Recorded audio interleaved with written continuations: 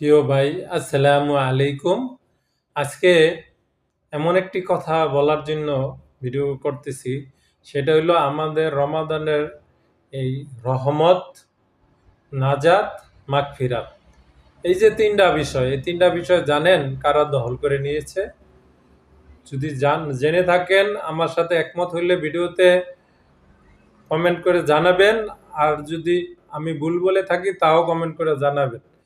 আপনার প্রথম রহমতের 10 দিন কারা নিছে জানেন?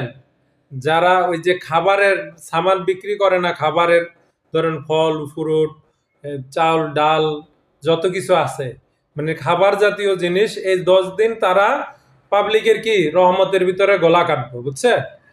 আর নাজাতের 10 দিন কারা জানেন? নাজাতের 10 দিন হইল আপনার যারা এই এই যে কাপড় চোপড় বিক্রি করে না, কাপড় চোপড়, এই ধরেন এই যে কাপড় চোপড়, ছেলে মেয়েদের কাপড় চোপড়, তারা নাজাতের 10 দিন তারা কাইরা নিছে, বুঝছেন? তারা কি করে? এই রোজাদার ব্যক্তিদেরকে গলা কাটে, বুঝছেন? আর বাকি মাগফিরাতের 10 দিন কারা নিছে জানেন? মাগফিরাতের 10 দিনও আমাকে হাতে নাই, রোজদারের হাতে নাই। সেটা কে নিছে জানেন?